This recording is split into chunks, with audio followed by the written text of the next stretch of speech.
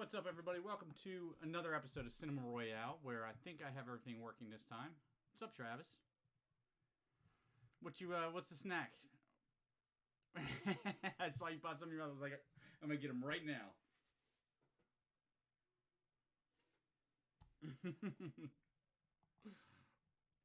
Right.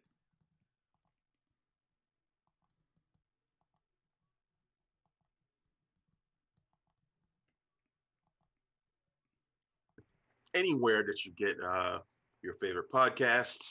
You can also follow us on YouTube. Yep. Excuse me.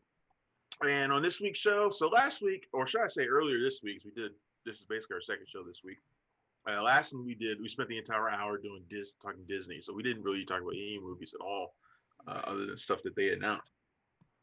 So this week we're back at it. We're back at with some reviews. It's just December, so there's a whole bunch of shit that's coming out these last couple of weeks, and I was just telling somebody about how much I hate December because it's just such a busy month. Because all the awards movies come out in December, even in a pandemic year when a lot of stuff got moved to 2021. If the awards contending movies didn't, they're still coming out this month. So there's a whole lot coming out. This week we're talking about Rainey's Black Bottom, which is the final screen performance by Chadwick Boseman. We're talking Fatale, which is the new movie from Deon Taylor. The guy who makes racially charged thrillers, and he might not admit that, but he does. I'm talking Promising Young Woman with Carey Mulligan, a film I saw way back in January and blew me away. And finally, Sundance movie? At Sundance, yeah. Finally, people are seeing it now, and it's making all the waves that I thought it would. And some other stuff too that we were going to talk about. What else were we going to talk about? I was going to talk about Skylines, which is the third film in the Skyline trilogy. A movie. I'm amazed. Yeah. A, they made that movie. B, you watched it, and C, consider talking about it. Now, well, okay. To be fair, and it's funny because the filmmakers of Skylines have been following me on Twitter all week. So and normally you know my how I feel about that. When I get a tweet that says such and such is following you on Twitter, I start worrying because I'm like, oh God, they're about to read my review and say something shitty to me. In this case, they didn't. They're all very happy. I've been getting a lot of thank yous this week because I've been praising Skylines. Wow, and you didn't see Beyond Skyline though, did you? In 2017.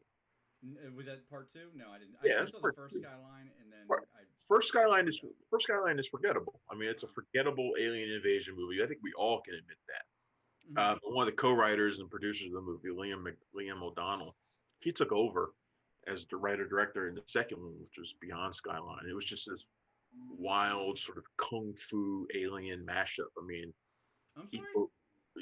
Iko Uwais from The Raid is in it. A couple of people from The Raid is in it. Frank Grillo was in it. It's a crazy movie. If you go back and read my review on Punch Drunk Critics, it's a crazy movie, and I really enjoyed it. And I was like, damn, they found a way to like.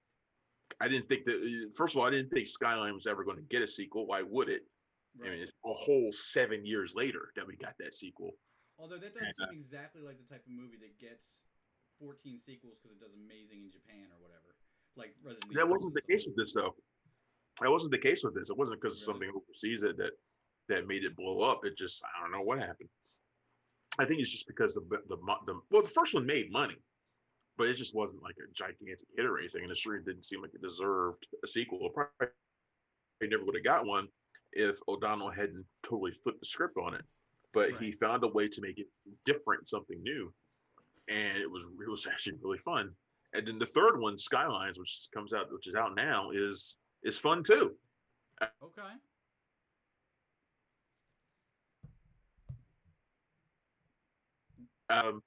It's kind of like Alien and Predator and a whole bunch of things mixed together, and it's he's got this whole world building thing down, and I'm really loving this franchise. And they're teasing more, so I'm all into it, man. I'm down for it. You should check them out. You should go back and watch the first one, and then go watch the next two. Now I'm gonna have to. And actually, so the second one's Beyond Skyline, right?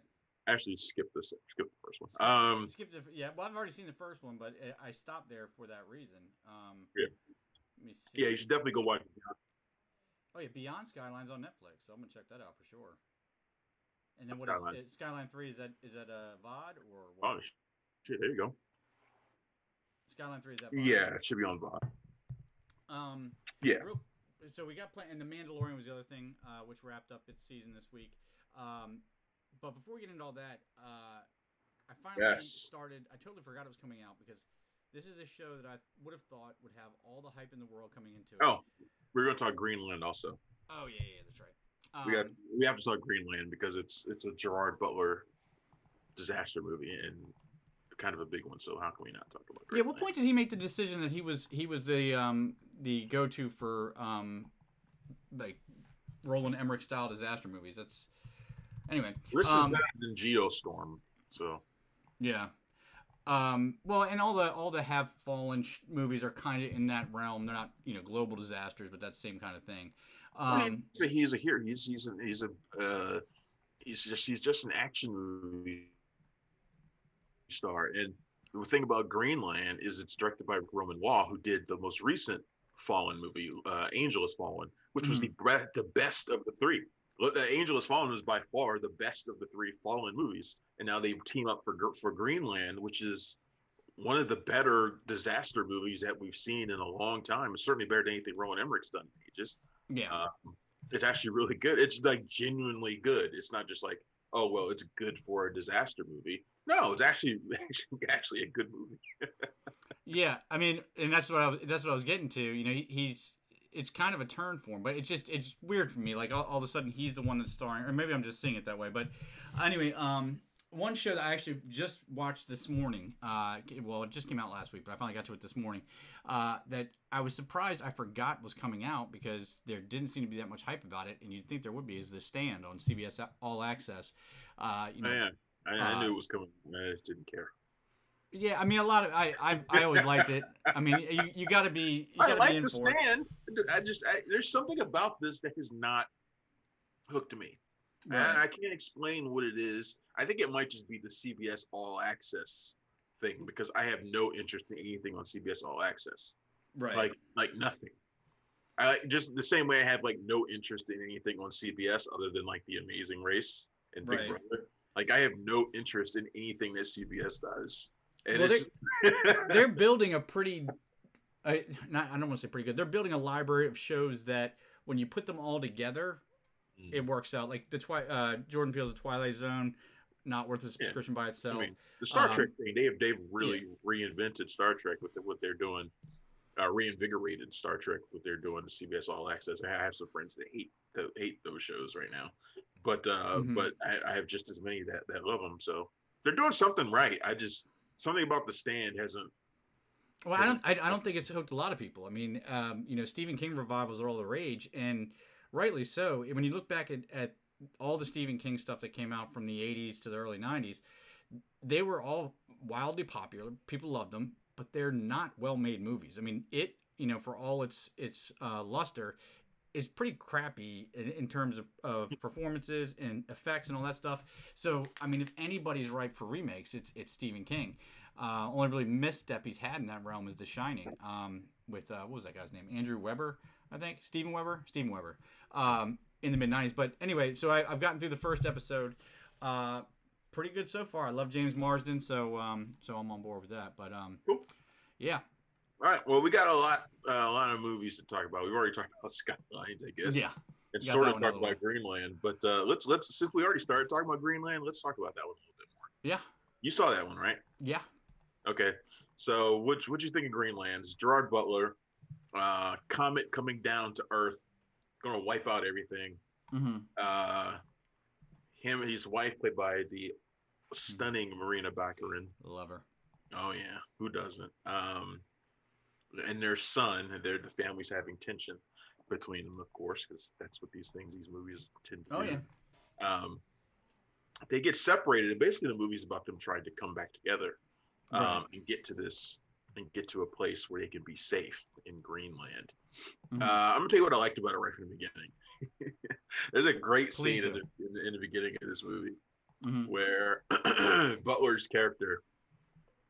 This is after the comet pieces of the comet have like wiped out. I think Tampa or some part of Florida. They wiped it off the map. Mm-hmm. And all of a sudden, and they're at their house with a bunch of friends and neighbors watching the TV. Mm-hmm. There's for a party for their son. And after this comet wipes off Florida, he gets a text message from the government telling him and where his family can go to be safe because they're one of the chosen few who have been chosen to survive this thing. Mm-hmm. And all his friends are like, "Where's my text?" Yeah. Why aren't you the only one getting this text message?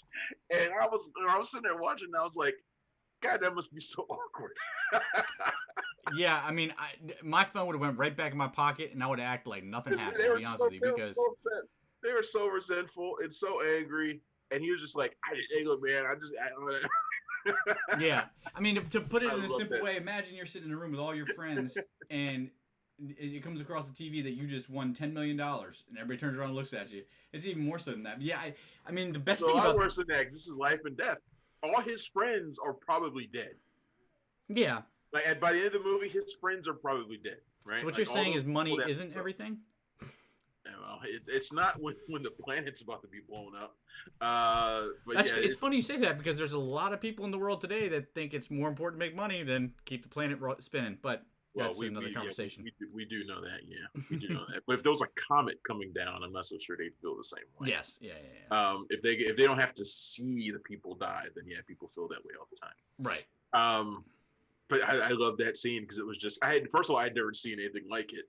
So, and then just two, I was like, it made me think about what I would do in that situation if I was him. What would you? Honestly? Yeah. I would probably just quietly walk out the door and get in my car and drive away and ignore everything and just ignore everything. Yeah. Yeah, I mean, he tried to do that. He tried to leave, but his friends wouldn't let him. His friends were jumping in front of the car, take my baby, this kind of thing. With my luck, something like that would happen, and love my wife to death. I would whisper to her, "We got to get out of here," and she'd say, in a normal voice, loud enough for me to hear, "Why? What happened?" And then, I'd have to answer. Just my luck, I would get that text message, and the car wouldn't start. Exactly. So we've already told you, comets coming down. You've got your hero, but it sounds like it's a pretty standard 2012 Armageddon, blah, blah, blah, but it's really not. It's more of a personal level movie. All disaster movies. It's not about the disaster. It's about the personal issues of this family. Like I told you before, there was tension between the husband and the wife. Mm-hmm. That actually is like, it's not just like that kind of arbitrary thing that we see. Like if you watch like Armageddon, you get the arbitrary scene. Yeah. It's actually not. It's actually pivotal to the movie because the movie is really about them, not really about the comet coming down. But what that's I like the catalyst, but it's really them at the end. Yeah, and what I like about it is that because it focuses on that, it makes everything else seem more important. So the movie does a really good job of capturing how the chaos would look. Mm-hmm. Like in this kind of situation where everybody's running around, scrambling around, the government is behind on the 8 ball. They don't know what to do because this is an unprecedented situation, right? And just the sheer panic and how everybody kind of reverts to their base instincts to survive. Like everybody, I thought they did a really good job of capturing how that would look. I could actually see if something like this would have actually happened. I could see it being a lot like this. That's where this movie really hit home, especially now. I mean, one thing about watching The Stand that we're talking about earlier right now is it's really a different viewpoint when they're talking about a disease that's killing everybody in what we're doing now. But even this is, I guess it's because we've seen how people have reacted over the last year to the coronavirus. It makes it much easier to believe and understand that society can crumble. Our entire society is on a tightrope, and it can crumble in a matter of seconds with one event. And you're absolutely right. They did a pretty astounding job of highlighting that and making you believe it. Yeah, and I like Gerard Butler in this role. It's not Gerard Butler ass kicker role. This is Gerard Butler father role. He's just a regular dude. He does get into some violence at one point in the movie, but it's not violence for violence sake, Yeah. and it's not. He certainly wasn't accustomed to it, so it was just one of those things. Seeing him in a different sort of role, more of a Hmm. protector role, I kind of like that from him. Um, yeah, this movie's just really well done, man. I'd like to see. I'm almost certain that there will be a Greenland 2 at some point, based on how it ended, or at least they want to be. Um, but yeah, I like this. This is good stuff. I was surprised. Like I said, I thoroughly expect this to be another Gerard Butler standard disaster movie. It wasn't, You but thought it'd it's be Geostorm. You thought it'd be Geostorm. yeah. Well, essentially, yeah. But and it wasn't that, but It it was, also wasn't so far removed from the disaster movie type stuff that it felt foreign. It kept enough of that there, so you knew where you were, and it added layers on top of it, which kind of really enriched the whole thing. So, yeah, I had a good time with it as well. I was actually really surprised. yeah, totally. All So, right, what's next? next up we 'Cause I got I really want to get to the Mandalorian. So what's next? yeah. It looks like we got Ma Rainey up on the on the queue. My Where range word am I is looking for? Yeah. So obviously this is the movie that everybody knows about for the worst reason. It's Chadwick Boseman's final performance, and Viola Davis stars as Ma Rainey. It's about the blues environment, I guess, in the 20s, and it's you couldn't have a better performance. Viola Davis, Chadwick Boseman, um, who else is what's his name? Glenn Turman is in Uh-uh. it, and there's a lot of people in this. Um, Michael Potts. Actually, there's not. Oh, Coleman Domingo. Yeah, Michael Potts and Coleman Domingo. Mm-hmm. From The Walking Dead, Fear the Walking Dead, the stuff. Mm-hmm. It's actually not a lot of people. It's actually a really small little ensemble. Yeah, so Um, this is something that we've seen on the peripheral in a lot of movies. Everything from Oh Brother Where Art Thou to any movie dealing with Elvis to Walk the Line about Johnny Cash's.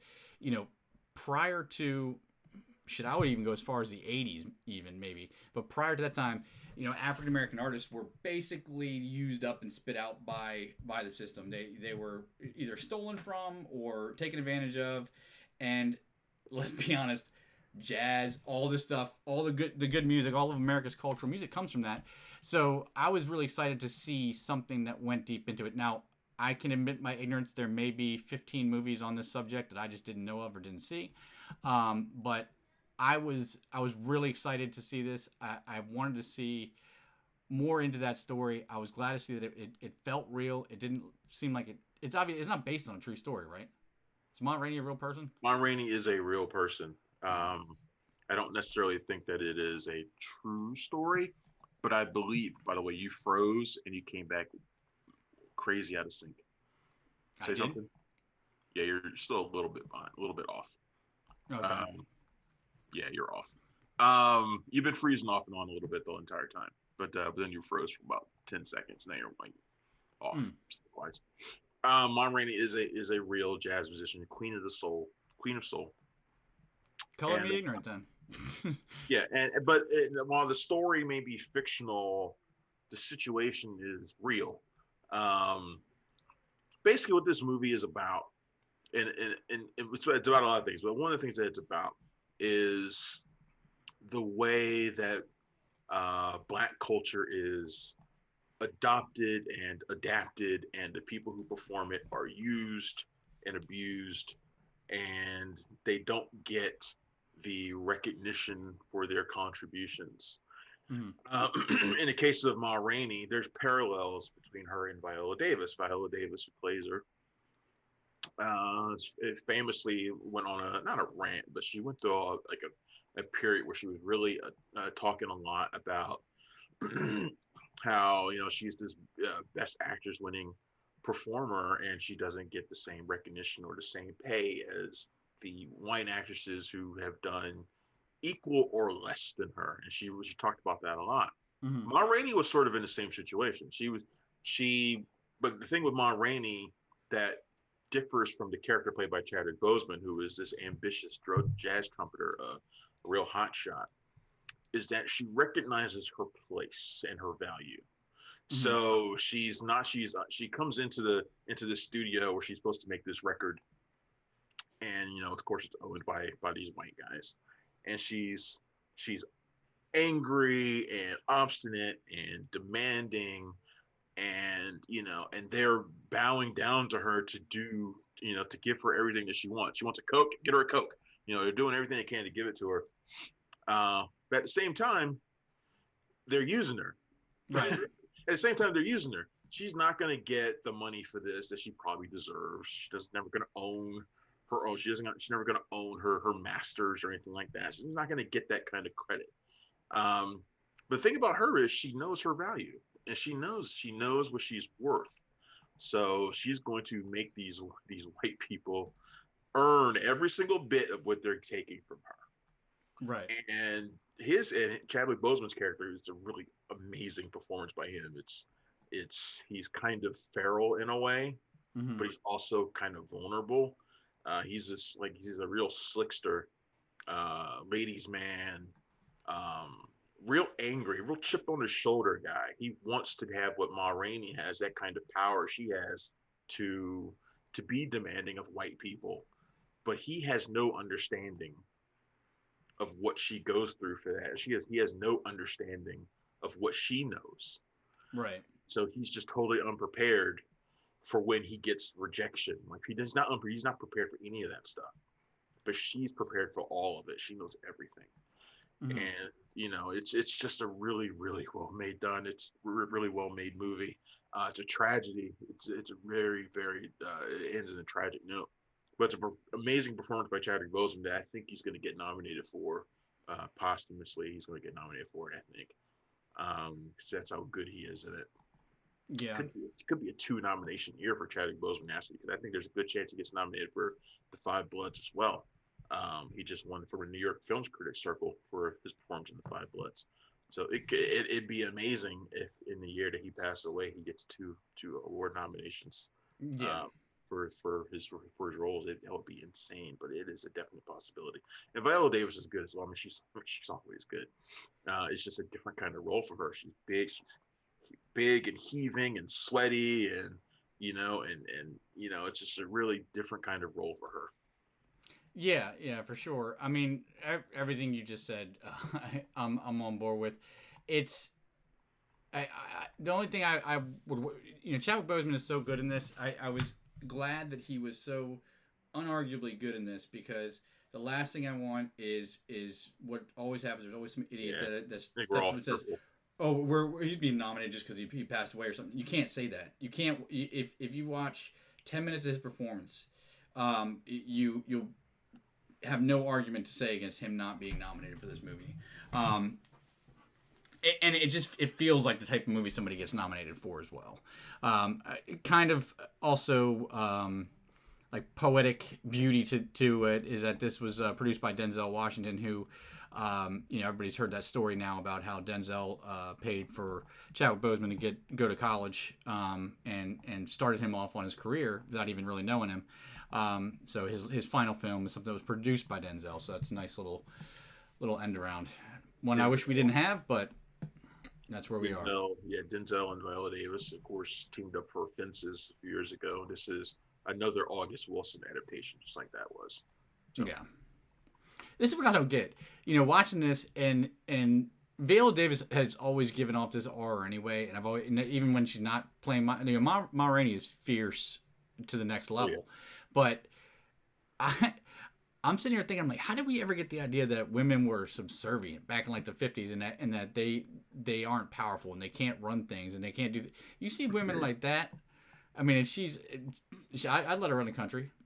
She's taking no shit and she's holding it down. I mean, and that's Viola Davis. And I know you said it was kind of a different role for her, but I always felt like she had that power, even in things where she was more reserved, like in the Help. Right, so she was more reserved with Octavia Spencer, kind of taking on that outgoing role, I guess. But even in her reservation, she's powerful. The scene that stuck with everybody when she's sitting with the kid, telling her she's smart and she's beautiful. I mean, there's some power that emanates from her that is just completely solidified this character. It's like there was nobody else that could have played her. So, yeah. And that's how interesting my reviews are, folks. All right, what did you think of Promising Young Woman? Let's kind of breeze through these last couple so we can. Yeah. Or we're already. I don't know where the time goes, but whatever. Go Well, ahead. we started late and then we had to restart, so we're actually only 25 minutes in right now. Oh, So okay. Well, that's better. yeah, so we got some time. What did you think of Promising Young Woman? Because this is a major film that's out right now. It's getting all sorts of acclaim and accolades, and like I said, it's a movie I saw way back in January at Sundance. But Right. And I was excited to see how people reacted to it. So, what'd you think? So the first thing I thought watching this is what happened with Carey Mulligan. She's obviously still an amazing actress. I don't remember. What was it? Shame was her like the year Shame was that 2011. Was her big breakout year. She was gonna be the next big thing, and then she just kind of not really disappeared, but she was more on the fringes. She wasn't doing what we thought she would do. Her breakout year was an education, probably. For about a minute. Oh, now you're out. Now your sound is out. I think it's actually on your side, man, because I'm looking at my network and I'm good right now. Nothing going on over here. But okay. Anyway, well, I mean, her breakout year was in education. That was her breakout movie. Right. And right. she's still. I mean, she's always been busy. I mean, it's not as if she stopped. But I think our expectations for her were different than the expectations she had for herself. Right. She has this debut role in an education, and it's just such a phenomenon. I think, did she get nominated for Best Actress that year for an education? I believe so. And and we think, well, here's the next Meryl Streep, and maybe she still will be. She's Jesus Christ, she's young as hell still. But it's just that she has made multiple prestige films that she's been excellent in, and she's not out there trying to make blockbuster movies or anything like that. This is the closest thing she's done to like a mainstream studio film, and it's not one at all. Yeah. It's not one at all. So, I mean, I don't think there's anything that's gone wrong with Carey Mulligan. She hasn't gone off the wrong track or anything like that. She means movies like Wildlife and Jesus Christ. Well, she did Yeah, Wildlife, Suffragette. Suffragette. I'm thinking of Far from the Madding Crowd. Thinking of. I mean, these movies like that are acclaimed as well. So she's basically being the A-level actress we thought, and just going for quantity or quality over quantity. So yeah, and basically that's it. I mean, she's got another movie coming out soon called The Dig, which is supposed to be really another prestige film. Supposed to do really well. So I think it's going to be on Netflix. So there's nothing that's gone wrong with her career. She's perfectly fine. But going with what you think about Promising Young Woman.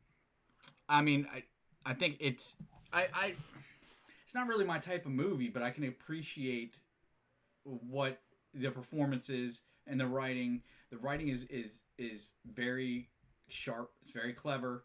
I got kind of like bored, and that might not be the right word, but I was just not drawn into it. But I am man enough to admit that I see that as my feeling, not the movies. I don't know if it was a mood I was in or I was just tired or what, but I just couldn't get into it. Yeah, I mean, it was one of my favorite movies at Sundance. I absolutely loved it. Mm-hmm. It arrives during this whole. I guess it was more prominent back in January, but the sort of the Me Too Time's Up things going on at the time, and this was sort of an answer to that. It's a revenge movie, but not your typical revenge movie.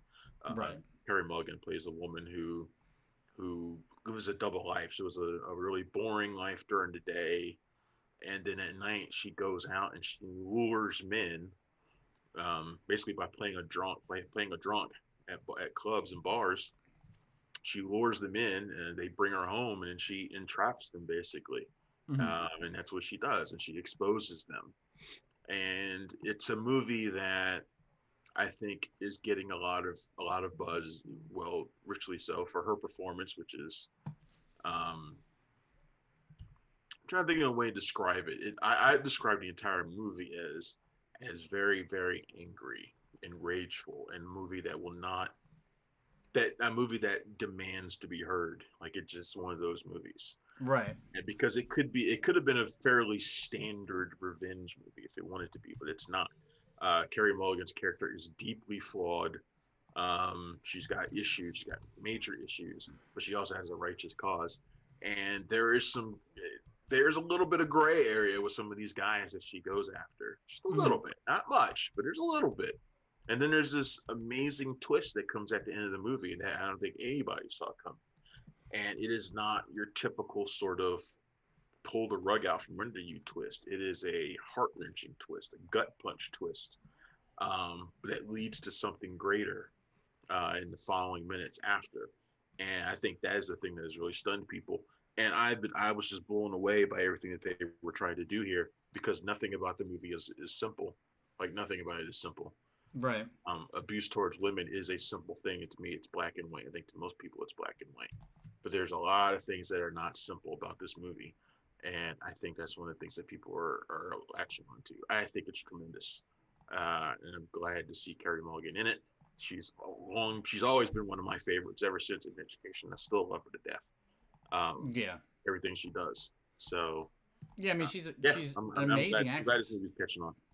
I don't know what I honestly can't put a finger on it. And if I'm being honest with myself, I No, know you it's just don't care about women. well. I mean, yeah. Obviously, if anybody watches this show, they know I'm the worst misogynist. I think they should stay in the kitchen and other random stereotypical things that guys say like that. No, but I mean, it's when I was reading up on it before I watched it, I was like, oh, so it's like I spit on your grave without the rape and murder, but it's really not that at all. Oh And yuck! Yuck! They decided on a. Sorry, I'm breaking in with something that's not even movie related. what what is Stimulus it? checks. $600 for stimulus checks this time. They approved that? Oh, so they waited 8 months to give us $600. $600. It's like why bother? I don't hardly even want it, but I whatever. don't. I just don't know Whatever. Any how we're justifying some of these people that are coming out that got millions of dollars. Um, anyway, we can get into that, but um, yeah, I I broke in don't with think something this that's not. movie. It's my fault. I don't think this movie Go ahead. works without Carrie Mulligan, though. I think she's the cornerstone of why it works because one of the things that I liked about it, and I mentioned the writing being so sharp, and it had to be because it is playing on something like you mentioned, abuse against women, especially now after Me Too. That's very black and white. We are seeing some pullback of that with the Amber Heard Johnny Depp thing, where believe all women and you got to everything needs to be evaluated. I guess is what I'm saying there. But they chose to make Carrie Mulligan's character imperfect, like you mentioned, and it would have been very easy to just have her on that righteous cause, righteous path, and not introduce any of the complications. Let's Well, call it. I think it was a very deliberate choice to have Mm-hmm. almost all the men that she encounters be played by actors that we generally see as nerdy and innocent. So it's like Mm-hmm. Christopher Mintz-Plasse, Adam Brody, Chris Lowell, Luke Greenfield or whatever his name is, Sam Richardson. All these people that we see as innocent and kind of geeky and non-threatening. They're all played by guys like that. Right. And I think that was a very deliberate choice because it shows that there's no Type. there's no way there's no type for abusive men. There's no type for that. It can come from anywhere. It can Mm-hmm. be anybody.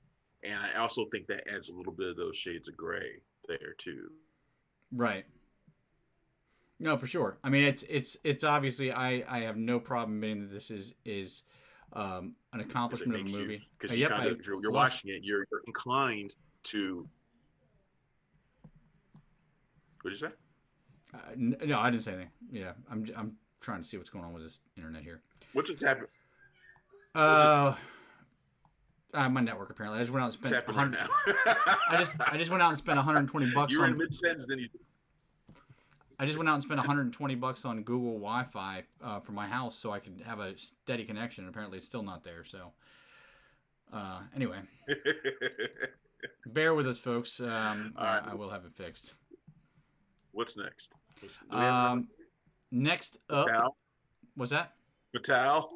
Fatale? Yeah. Fatale? Do you remember in the Please tell me you saw Fatale. Did you watch Yeah, yeah, Fatale? yeah, yeah. They sent Okay, me a good. they I'm sent me a glad you link. I watched. didn't have to move the house. I didn't have to ask for it. Of course, I watched it. Um, Okay, well, I'm glad you watched it. do you remember in the '90s where erotic thrillers were a big thing? Yeah. Yeah, and so that's where I don't know what happened to them. Fatale is that without Well, the sauciness, I did it? think. Well, you know what's what these erotic thrillers now, and the ones that Dion Taylor makes, and some of these other, and a lot of other people make now. Hmm. They're making them geared towards African American audiences, and it's happening a lot. And Michael Ealy is in a lot of them, actually. Um, he's I love always Michael that. Ealy. He's always that guy. Like Yeah. he's always that guy who either cheats or was cheated on. I mean, Hmm. he's just that guy. But Dion Taylor with Fatale. Um, I love Dion Taylor. I'm not gonna lie. Dion Taylor this year has helped me out a lot. I've talked to him a couple times. He did a thing where he helped a lot of black film critics earlier this year. He had a luncheon for this movie. Hmm. Really nice guy. Um, I haven't let his movies off the hook because of that. I mean, As we're about to find out, I'm guessing. no. I actually enjoy Fatale. I actually Okay. enjoy Fatale. I think I gave it a 3 out of 5 in my review. So I enjoyed it as a guilty pleasure, and I'm not someone who likes to call movies guilty pleasures that often. I think that's a term that should be used sparingly. Hmm. But this is definitely a guilty pleasure movie because you got Michael Ealy, a rich black man, sports agent, having trouble with his wife. Goes out to Vegas, has a hookup with Hillary Swank, who's looking surprisingly pretty hot in this. Um, Yeah. Right. yeah, yeah. So he has an affair with her, and then he comes home and is attacked in his own home, nearly killed. And who should come to investigate the crime but Hillary Swank's character? And I was like, Mhm. that's beautiful. I love that. Yeah. Because this is like I said in my review, this is one of those movies that you find yourself inadvertently talking to the screen. Hmm. When she came walking around the corner and he was sitting there with his wife after the attack, and he'll look in his face, and I was just like, oh hell nah, hell Every no. guy in that audience I know that's knew what what his he was character would feeling. be thinking. That's what his character would be thinking. Oh Hmm. hell no. Yeah. Yeah. And then she proceeds to make his life miserable and twist him in knots and get him involved in an even worse murder scheme in Hmm. a murder scheme. But it's just a fun little twisty little erotic movie, and it's ludicrous at times. It is absurd at times. There's so many plot twists and developments that it's like they're competing with one another, just like Yeah. piling them on top of one another over and over again. So you're like, okay, whatever, But at the same I'll time, buy it. I fucking had so much fun with it. I had a lot of fun with it, and it's largely because of Hillary Swank, and maybe it's because it's a role that's against type for her. Whereas I've seen Michael Ealy play this sort of passive black man in so many movies that Hmm. I'm just like whatever for him. I'm just like whatever with him. Right. But with her, I was like, I love her character in this, and I was rooting for her to manipulate him throughout the entire thing and to get away scot free. Hmm. That's what I was hoping. I wanted the final scene in this movie to be her getting into a car and riding off to to a new state to do the shit again. That's what I Yeah. was hoping for. Now I'm not going to spoil what actually does happen, but it ain't that. But but, Yeah. but Well. I had fun with it. Is it a great movie? Of course not. Of course it's not. But did I enjoy it? Yes, I did. And do they do a pretty good job of keeping you in suspense? Yeah, they do. And look, I could have probably some would probably say I probably don't need to mention that he's a black man, but yeah, I do because the black white dynamic is very much a part of this movie. It is a key thing. It happens a lot in these films where successful black men find themselves wrapped around the finger of a white woman, and that is very deliberate. That is done intentional, and you know what? I'm okay with it because I would probably fall for it too. Well. So And it was layered in too, right? So you got what you just mentioned, but then also she turns out to be a cop, which is another layer of conflict there. So, but you hit the nail on the head earlier. This obviously not a great movie. it's a fun movie. But what sets us apart from other movies like Sliver or Basic Instinct or anything like that is Hillary. Why am I forgetting her last? Hillary Swank. I was gonna say Hillary Duff for a second. I don't know what the hell I was at. Hillary Swank. It should be a very different movie. Yes, and much worse one, because the reason this is set apart from other movies is because of Hillary Swank, because you usually don't get somebody of her caliber in the lead role in a movie like this, and that acting ability is what makes the twists somewhat believable. It makes everything work that much more. She's loving this role too. You can tell. She's eating it up completely. Oh yeah, she's loving it. Yeah, you can tell. This movie's just fun to me. Yeah, it was a lot of fun. Sometimes you just need that, you know.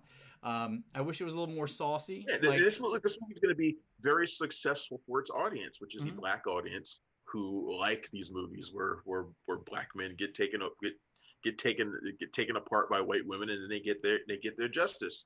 You think about a movie like Obsessed from a few years ago with Beyonce and my forever number one draft pick, Ali Larter. You know that movie was a gigantic hit for the genre.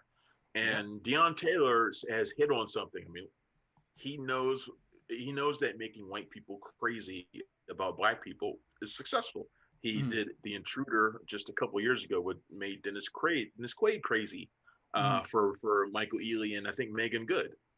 And last year he did Black and Blue, which is about racial tension within the police force. Right. So he makes these movies, these thriller movies that play with race, and they're successful. And he doesn't need to spend a whole lot of money on them, and they do really well. I don't know how this is going to do in this sort of pandemic situation. That's kind of hard to gauge for just about any movie right now. But this seems like the kind of thing that people would order just to watch one night, and Yeah, I mean, this is definitely your Friday, Saturday night entertainment type movie. A lot of people aren't going to go and watch something like Promising Young Women, or maybe even Ma Rainey on a Friday or Saturday when they've had a long week at work. You wouldn't watch Promising Young Women. I didn't. I just could. What?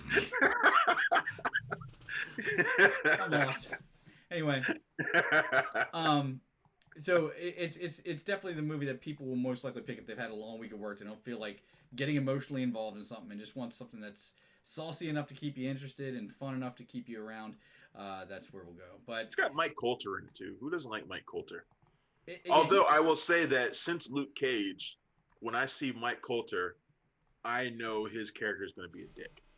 Which doesn't make sense because that's not what I get from when you look at him. He seems like the guy that's the huge, intimidating guy, but he's the nicest person you'll ever meet. That's just but he's also really good at playing the guy who knows he's fine and isn't afraid to make sure everybody else knows he's fine. Right. Yeah, I guess I can see that too. Like who doesn't hate that guy? Oh, everybody hates that guy. That guy. That guy doesn't hate that guy. Sucks. That guy who doesn't need to look in the mirror in the morning, but does anyway. Like he doesn't need to worry about whether or not he looks bad when he goes out because he just doesn't. Right. So that guy, we hate that guy. The ones that don't have to work for it. Mike Coulter is that guy. He was that guy in Girls Night. Mm-hmm. He was that guy. Girls Trip. We wanted to punch that guy, but the thing is, that guy would beat our ass too. No, He doesn't just like know he's fine and look good. He'll like beat your ass too. Yeah, you can't do anything. You're in a corner and you just gotta accept it. That's right. So Mike Coulter, as cool as he was in Luke Cage, what are you gonna do? He's really good at playing a hateable dude. Yeah, I just don't like hating him, I guess, is the thing. So we gotta get into Mandalorian now. Season 2 wrapped up this past Friday. I can't imagine anybody would have known what was coming. And obviously, big spoilers if you haven't watched it yet. But I got some complaints about my posts about the Mandalorian. Yeah, I fielded a few as well. But in fairness, they said the title was vague enough. Well, I know. Okay.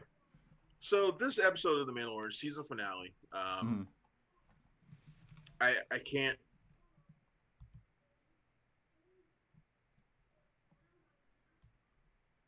Ahsoka Tano came out, and then we got Boba Fett, and all this stuff was happening, and we were like on this incredible high for how awesome those things were. Mm-hmm. they were nothing compared to how high I was for this episode. Just totally out of when left field.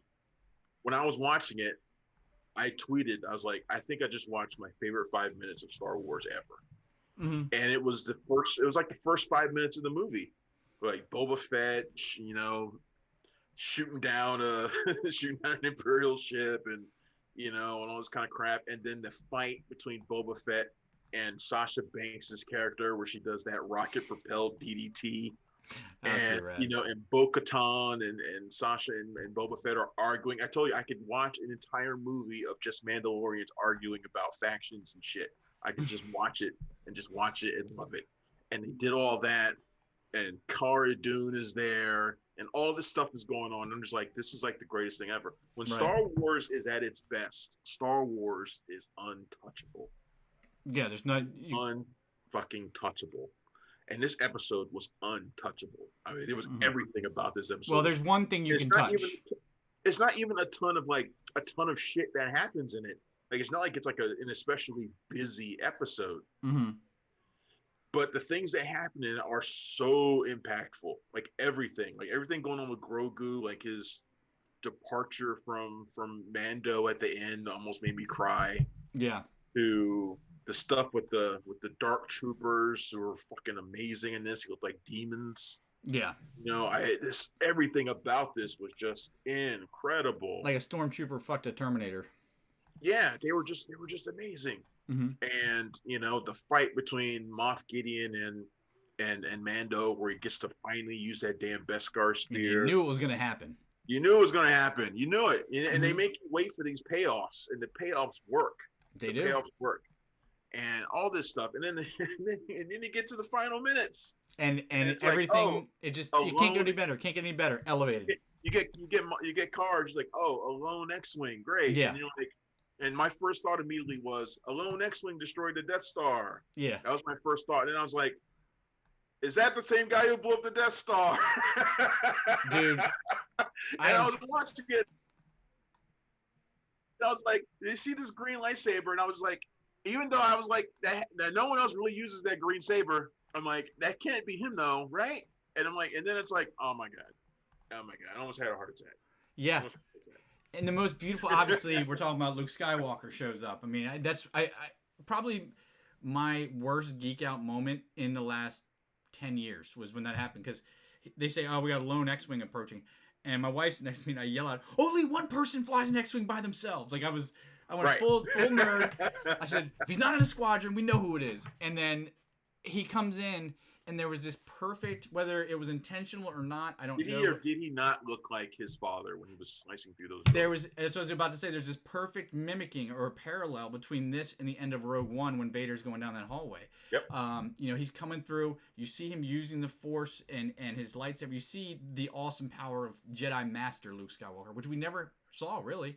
You saw one kind of dodgy fight with his dad that he didn't want to be in. But you see him go in here and eviscerate 40 of these dark troopers who earlier we saw Mando barely get by 20 minutes to get by one and got his ass handed to him. So I mean, there was like you said, it opens up with Boba and that the whole Mandalorian political stuff. I went back and watched the Clone Wars arcs regarding all this stuff just because it is so interesting for some reason. And this episode just elevated and elevated and elevated. Didn't think it'd go any further, and then Luke Skywalker's dropped on there. I mean, it was ridiculous. The only thing, obviously, there's two things I would have changed. The CG, for some reason they did a total person replacement. I'm obviously Mark Hamill wasn't on set. Didn't even really sound like his voice. It sounded like they did a computer generated voice from the older movies. I think they used his voice because I think he's talked about this a little bit. So I think they used his voice, but they may have tweaked it so it sounds younger. Right. But I think this would have been a perfect time. You know, it was pointed out by somebody a while ago. Sebastian Stan play him? Yes. Dude, why do you say that like it's not the smartest thing in the world? Because that's what everyone has been saying. It's like, was it Sebastian Stan? No, it wasn't. It should have been. That would have been a perfect way. You know, you've already got 10 shows. Let's do new Jedi Academy show. Sebastian Stan is Luke Skywalker. There is trepidation to recast any of those people after Solo. That's stupid. I At don't this know. point, I think the it concern is legit. I think the concern is legit. This doesn't mean I think Alden Ehrenreich did a fine job as Solo, but but that's the not what was reaction wrong to with the it movie. was. It wasn't recasting a classic I, character. I It was know it was a that. show. I know that, and you know that. But Hmm. the box office spoke, and the Yeah. fans spoke. So people are like, so I think there's legit concern about casting something like that. And I think if they had cast him like that, if they Hmm. had done that, it would have been a distraction on the episode. On which you need to be a finale that people are taking in the whole thing. You don't want to be distracted by having Sebastian Stan suddenly show up as Luke Skywalker. I think we'd Not spend for the nothing, entire but the CG we'd was a bit spend the distracting. entire we'd spend the entire see. I think I didn't it didn't Didn't bother you? Skywalker. I didn't take time to sit there and analyze the CGI. He looked like Luke Skywalker to me, and that's all I thought. I thought for a second, yeah, he looks a little bit cold. I could tell it's CGI, Hmm. but and there was a person playing him or doing like the physical aspect of it, but they used Right. CGI to for the rest of it. But so I thought for a second, yeah, he looks a little bit cold. I could tell it's CGI, but otherwise, but then again, I was like, this is also the period when Luke Skywalker is kind of cold, so it didn't really bother me that much. The Jedi Master Luke Skywalker that we saw in Return of the Jedi was cold, Hmm. so it didn't really bother me that much. Yeah, I mean they replicated his entrance to Jabba's palace, which we'll talk about again in a few minutes in another subject. When he walks in there, and yeah, I'm being nitpicky because as bad as that CGI, and it wasn't bad. It looked just like Leia or Grand It Moff wasn't bad at Tarkin all. It wasn't bad at all. from Rogue One, but if that's me picking at something, I didn't even think about it until the show was over because you're so into it, and then you know what? There was another thing. So Luke Skywalker shows up, and you're like, "This is the best thing ever," and then R2 rolls in, and I just died happy right then. To see Luke, I mean, because R2 is one of my favorite characters, and I feel like he got the shaft. I like that it was R2 that finally made Grogu like break away from Mando. Yeah. Yeah, like because he didn't want to leave, he didn't want to go, and then R2 rolls up. He's like, "Oh, droid," and he just goes like, well, you know, he's got a history with Yoda, so he knows those people. You know, R2 got the shaft in the sequel trilogy. I mean, he was turned off half the time in favor of BB-8, and he's always been one of my favorites. I loved seeing him back, and standing next to Luke was great. So, it's and then amazing the power there is in seeing Luke Skywalker after all this time. Like, I mean, we just saw him in the previous trilogy, but if you're thinking about, because I had a lot of people who were like confused. I have some friends who legitimately thought that Grogu was like actually Yoda, like so they the didn't clone understand. Yoda or the regular one? They did like OG Yoda. Oh wow. Like, okay. yeah, right. I know. I agree. Right, exactly. I was like, how can you be this dumb? But or this ignorant? But people legit. I think they're probably not alone. If I have friends who felt that way, that means there are other people. Oh yeah. So they legitimately had no idea when this series took place. Like, these are probably people who never watched Rebels, never watched Clone Wars. They have no idea. Their only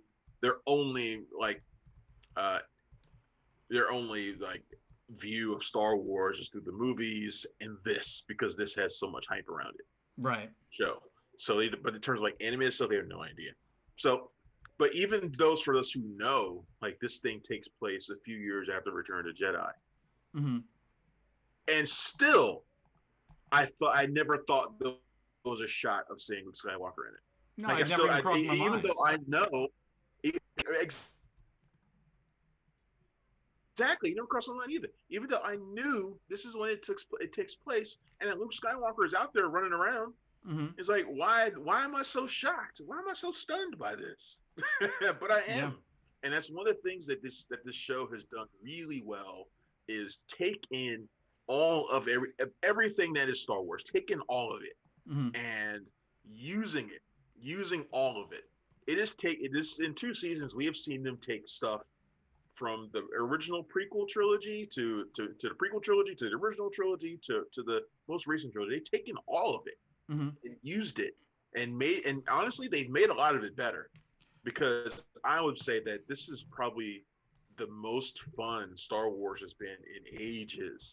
If there was something I would complain about with the most recent trilogy, and I got more than my share of complaints, is that it didn't really feel, especially in that third movie, God, it's just bad. It didn't really feel like people having fun making it. It didn't feel like people who love Star Wars making it.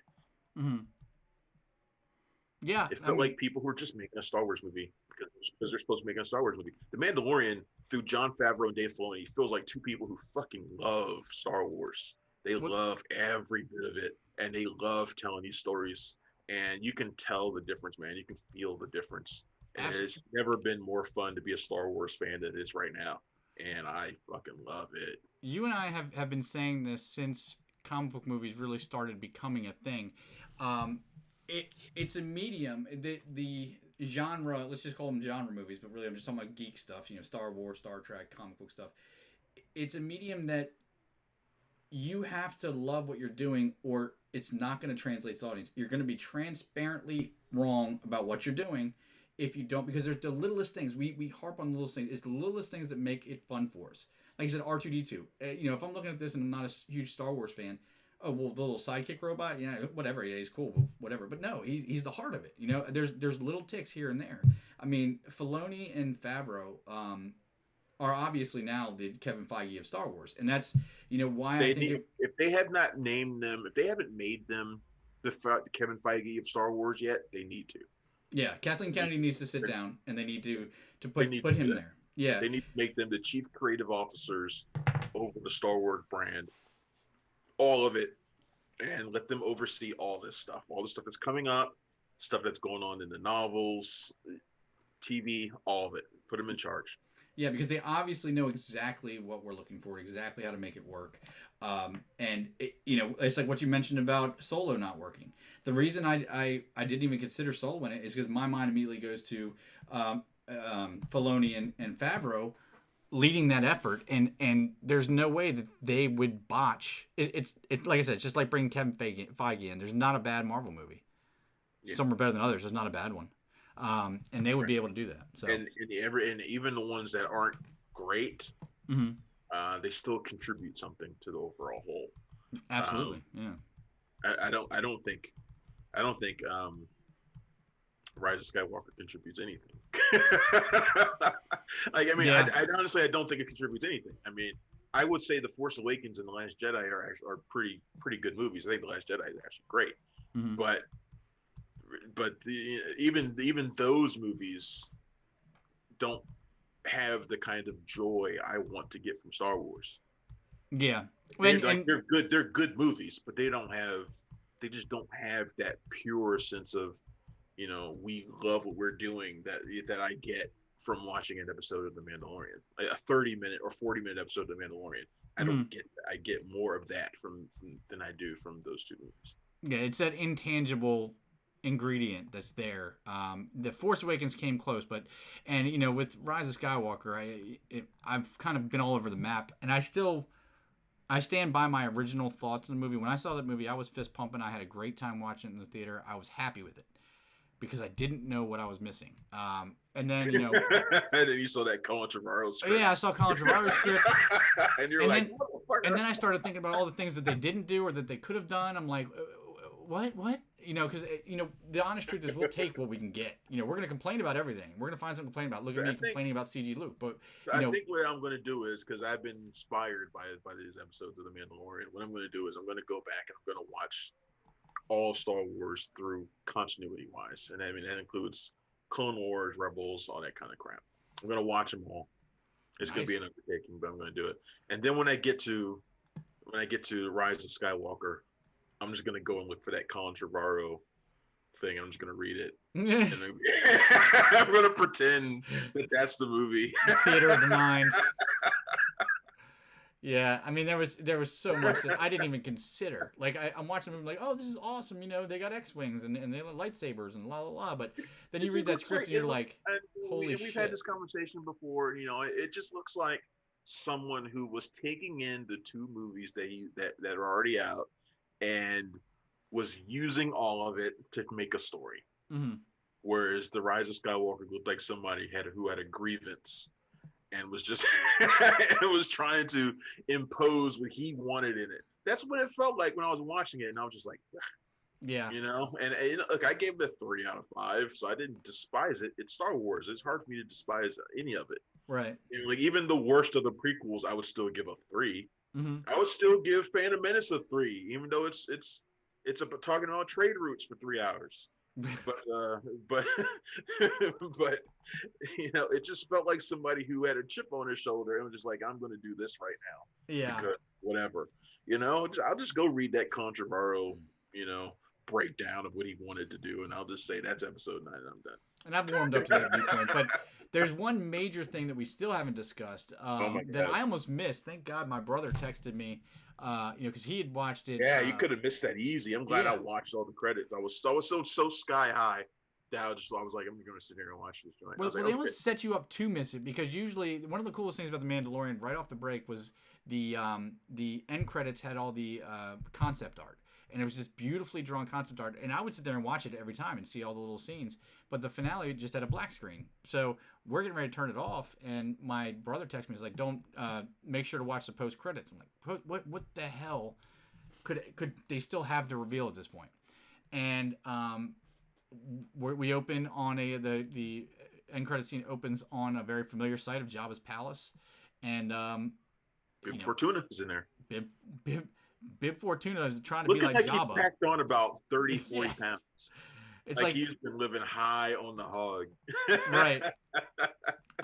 And essentially what happens is Boba walks in to the place where he was last before he almost got eaten by the Sarlacc pit and just blasts Bib Fortuna and takes his place on Jabba's throne, basically.